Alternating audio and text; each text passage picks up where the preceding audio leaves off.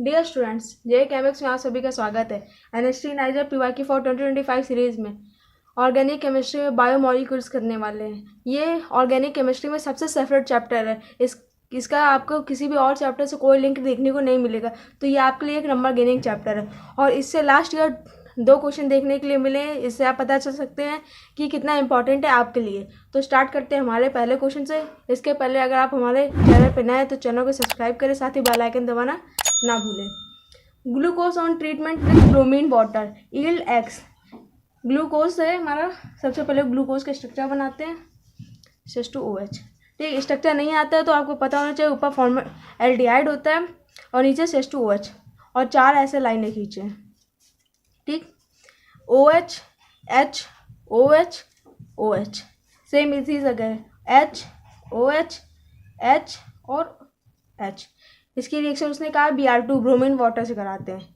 ठीक, जब bromine water से कराते हैं तो ब्रोमीन वाटर हमारा CHO को आगे ऑक्सीडाइज कर देता है। ठीक है, ऑक्सीडाइज करता है केवल एल्डिहाइड को, बाकी CH2 अल्कोहल को ऑक्सीडाइज नहीं करता है। तो यहाँ पे CH, बाकी रिमेन वैसा ही होता है। अगर Br2 की जगह HNO3 लिया होता तो वो अल्कोहल को भी ऑक्सीडाइज कर देता। यहाँ H, यहाँ OH H और ये H। फर्दर उसने कहा है जो बना है ये X है। X upon treatment with excess of acidic acid. अब जो X है इसकी रिएक्शन करवाते हैं हम लोग एसिटिक एनहाइड्राइड से। ठीक, एसिटिक एनहाइड्राइड इसका यूज हम लोग करते हैं ग्लूकोज में पेंटा एसीटेट देखने, पेंटा अल्कोहल देखने के लिए कि इसमें 5 अल्कोहल होते हैं कि नहीं। उसके लिए एसिटिक एसिड की रिएक्शन करवाई जाती है। ठीक है, इसकी रिएक्शन करवाएंगे तो जितनी जगह अल्कोहल उतनी जगह ये अपनी रिएक्शन करेगा। एसिटिक एसिड के लिए लेते क्या है Ac2O। ठीक है, तो जहाँ जहाँ OH है वहाँ H को हटा के ये AC लग जाता है। तो हमारा ऑक्जेलिक एसिड, हमारा कार्बोक्सिलिक एसिड ऐसे ही CH2OH को हटा के हमारा लगेगा AC, और जहाँ जहाँ अल्कोहल वहाँ वहाँ H OSC H और H। ठीक, तो हमारा ऑप्शन यहाँ पे जो उसने बोला वाई कंपाउंड ये है, और उसने पूछा वाई कंपाउंड क्या है इसमें। तो वाई कंपाउंड का स्ट्रक्चर आपका कौन सा है, D। यहाँ पे यहाँ O होगा। ठीक है, तो हमारा कंपाउंड यहाँ से D सही होता है। अब आते हैं हमारे क्वेश्चन नंबर 2 पे। और इसी तरीके अगर आपको किसी और भी चैप्टर पे PYQ चाहिए तो वो हमारे चैनल पे ऑलरेडी अपलोडेड है, आप वहाँ जाके देख सकते हैं।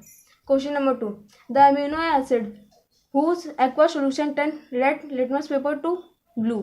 उसने बोला है जो रेड लिटमस पेपर होता है उसको ब्लू में टर्न कर देता है। और ये कौन करता है, तो आपको पता होना चाहिए रेड को ब्लू में बेसिक करता है, और ब्लू को रेड में करता है एसिडिक। ठीक, तो हमारा ऑप्शन ए, एक तरफ एसिड है हमारा कार्बोक्सिलिक COOH और एक तरफ NH2 है, तो दोनों एक दूसरे से मिलकर एक दूसरे को न्यूट्रल कर दे रहे हैं।